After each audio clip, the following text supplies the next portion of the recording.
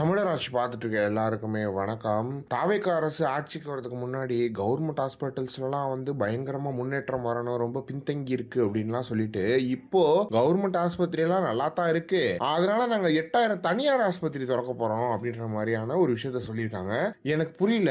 இதை பத்தி சீமான் அவர்கள் ஃபர்ஸ்ட் டைமா விஜய் அடிச்சிருக்காரு, விஜயோட அரசியல் கேள்வி கேட்டிருக்காரு அப்படின்றது ஒண்ணு இருக்கு. அதுல அவர் சொல்லும்போது, புதிதாக 8000 மருத்துவமனைகளை திறப்பதற்கு இணையம் வாயிலாக விண்ணப்பித்தாலே தற்காலிக அனுமதி வழங்கப்படும் எனும் தாவேக அரசின் அறிவிப்பானது அதிர்ச்சி அளிக்கிறது. அரசு ஆரம்ப சுகாதார நிலையங்களை தாம் உயர்த்துவோம் எனவும் கிராமப்புற மருத்துவமனைகளை நவீனமாக்குவோம் எனவும் இப்போது மருத்துவத்துறையில் கண்மூடித்தனமாக தனியார் மையத்தை ஊக்குவிக்கும் அரசின் செயல்பாடானது வாக்கு செலுத்தி ஆட்சி அதிகாரத்தில் ஏற்றி வைத்த மக்களுக்கு செய்யும் ஜனநாயக துரோகமாகும். தனியார் முதலாளிகளின் லாபவெறி வேட்டைக்கு மருத்துவத்துறையில் முழுமையாக வாசல் திறந்துவிடும் இச்செயல் கடும் கண்டனத்துக்குரியது அப்படின்ற மாதிரியான சீமான் இவர்கள் விஷயத்த சொல்லியிருக்காங்க.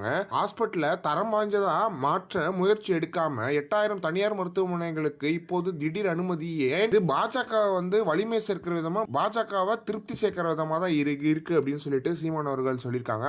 உடனே இது கைவிடணும் அப்படின்னு சொல்லிட்டு சீமான் அவர்கள் ரொம்ப கண்டனமா பேசியிருக்காரு அப்படின்றது ஒண்ணு இருக்கு. சீமான் அவர்கள் அடிக்க ஆரம்பிச்சிட்டாருன்னா மோசமா அடிப்பாரு அப்படின்றது ஒண்ணு இருக்கு. இவ்வளவு வருஷமா இவ்வளவு நாட்களா சீமான் அவர்கள் தாவேக அரசை விமர்சிக்கவே இல்லை. ஆனா இந்த விஷயத்தெல்லாம் சீமான் அவர்கள் விட்டு வைக்க மாட்டாரு, மக்களுக்கு ஒண்ணு இறங்கி போராடுவாரு, செய்வாரு அப்படின்றத சீமான் அவர்கள் காமிச்சிருக்காரு. எனவே இதை பத்தி நீங்க என்ன நினைக்கிறீங்க அப்படின்றது மறக்காம கமெண்ட் பாக்ஸ்ல சொல்லுங்க.